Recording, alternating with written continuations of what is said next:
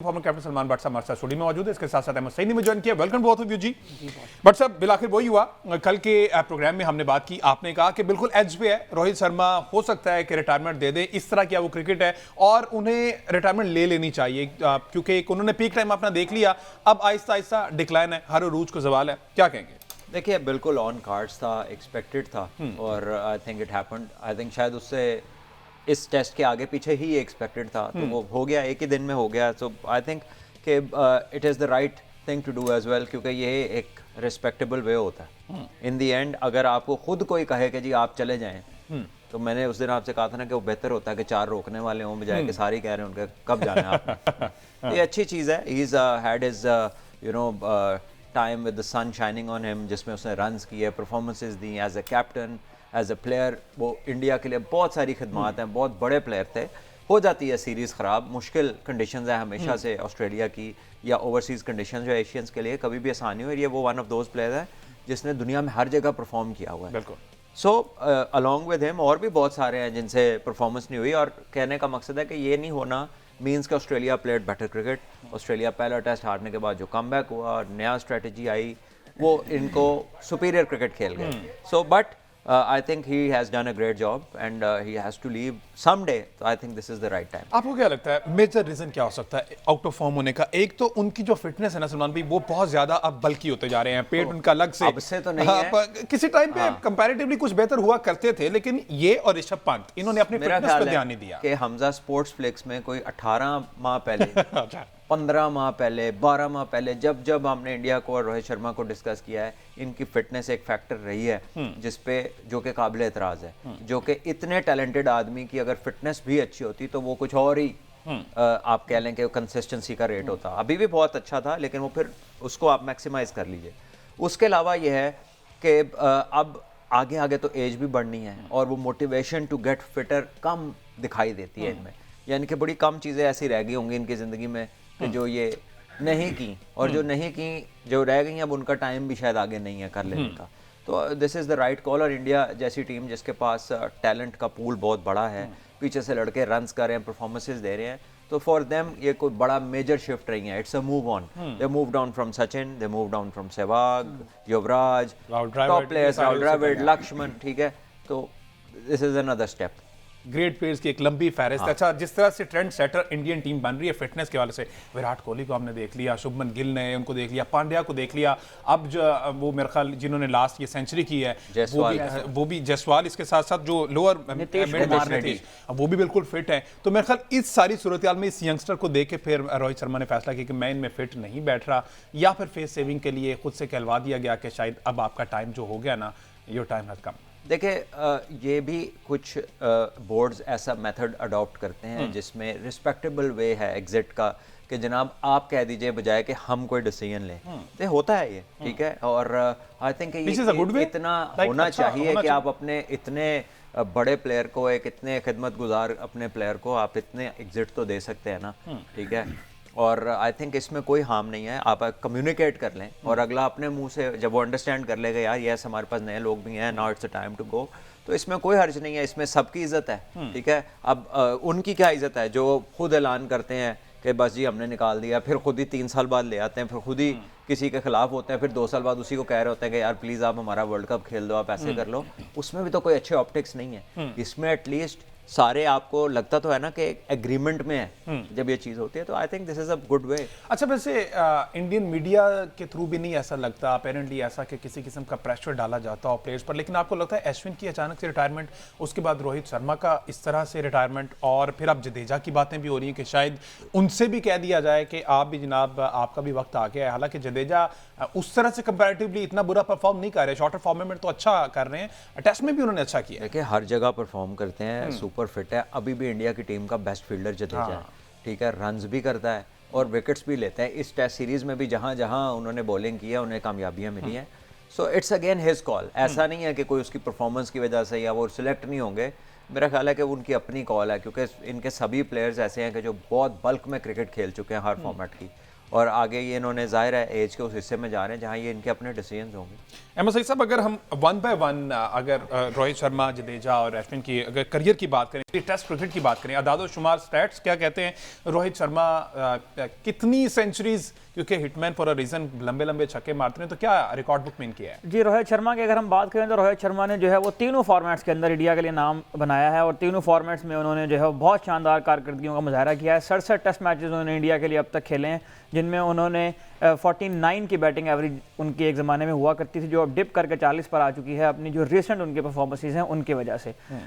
ODI एक ऐसा format है कि जिसमें रोहित शर्मा को ज़्यादा जाना पहचाना गया है। उन्होंने इंडिया के लिए 10,000 से ज़ायद रन बना रखे हैं, 265 ओडीआई मैच उन्होंने खेले हैं और दुनिया में वाहिद आदमी हैं जिन्होंने 3 डबल सेंचुरियाँ स्कोर की हैं ओडीआई क्रिकेट में। ओडीआई क्रिकेट की सबसे तवील तरीन इनिंग्स भी उन्हें खेली जिसमें उन्होंने 264 रन बनाए थे वेस्ट इंडीज़ के अगेंस्ट। टेस्ट की आपने बात की, 2013 में इनका टेस्ट कैरियर जो है वो आगाज़ हुआ ईडन गार्डन कलकत्ता में। उसमें टेस्ट डेब्यू में उन्हें 177 रन स्कोर किए वेस्ट इंडीज़ के अगेंस्ट और 67 टेस्ट मैचेस जो है वो उन्हें इंडिया के लिए अब तक खेले, जिसमें उन्हें 4,301 रन बनाए, 12 बार उन्हें सेंचुरी स्कोर की, 18 फिफ्टियाँ उन्हें स्कोर की।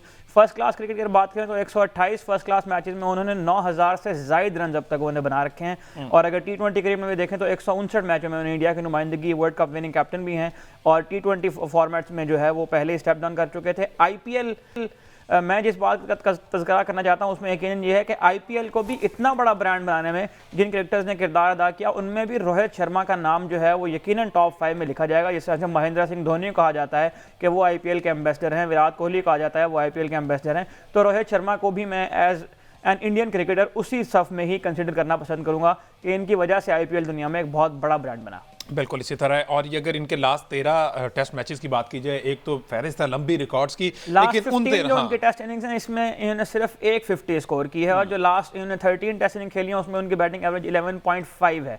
अगर ऑस्ट्रेलिया में हम देखें तो ऑस्ट्रेलिया में उन्होंने 60 टेस्ट मैचेस खेले जिनमें इनकी बैटिंग एवरेज जो है वो सिर्फ और सिर्फ 24 की है और 3 बार उन्होंने वहाँ पर 50 स्कोर की। जिन 3 कंट्रीज में ज़्यादा रन उन्होंने बनाए उनमें इंडिया से फहरिस्त है। इंडिया में उनकी बैटिंग एवरेज 50 से भी ज़्यादा है।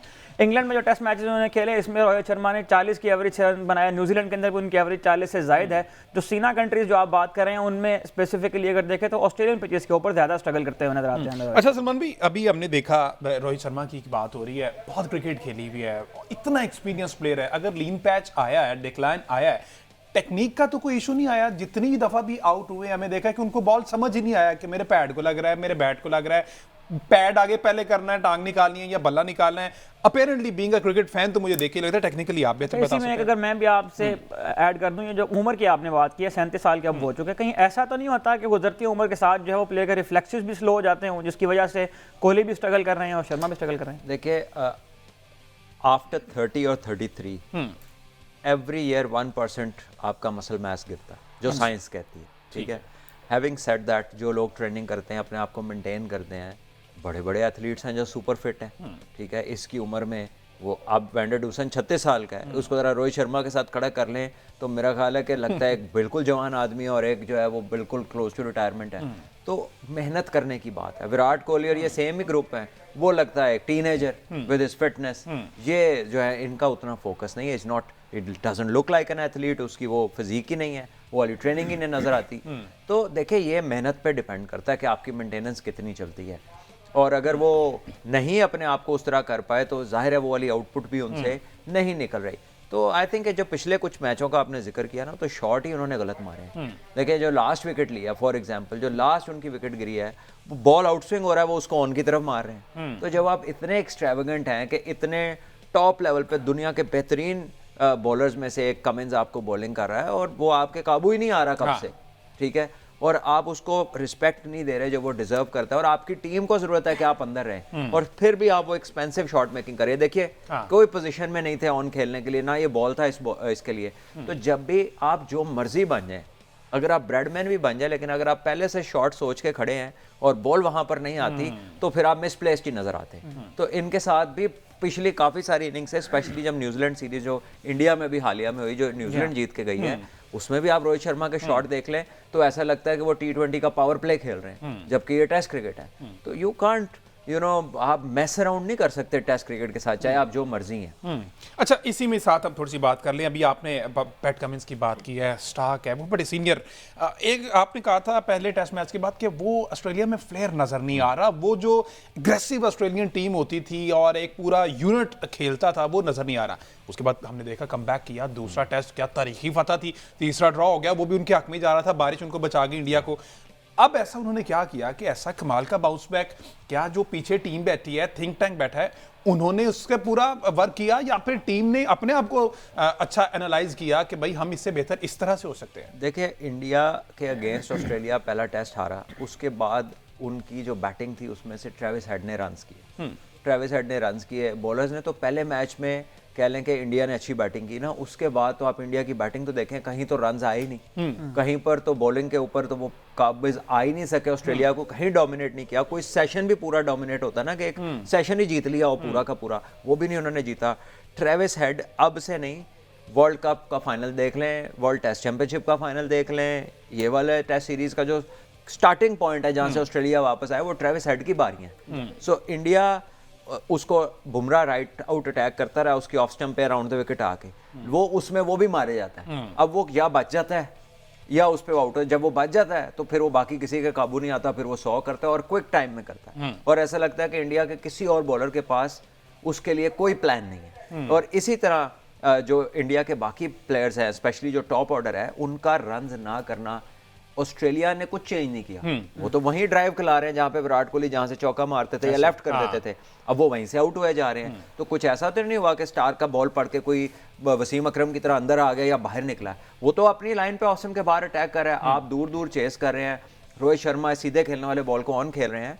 तो ऑस्ट्रेलिया ने बेसिक्स को नहीं छोड़ा, इंडिया ने एक्सट्रावेगेंस दिखाई है। और फिर जब आप ऐसा करते हैं तो जब आप खुद सीधा होने की कोशिश करते हैं तो फिर आपको बॉल भी पड़ती है। हमने देखा केएल राहुल कभी वो खेलते हैं बड़ा अच्छा, कभी ओवर कॉशियस, यानी कि वो सीधा बॉल जिसको पूरा खेलना चाहिए उसको इतना वो लेट कह रहे हैं कि उसके बैट अभी पीछे ही और बॉल लग के जो है वो स्लिप में चली गई है। हालांकि बॉल अच्छा था लेकिन स्टिल वो ऐसा लगता है कि प्रेशर उन पे इतना आ गया कि जिस बॉल को पूरा अब मतलब उसको मीट करना है जाके, उसका इतना इंतजार किया कि बैट अभी टिल्ट में ही है और बल्ले को लग के तो गेंद चली गई है।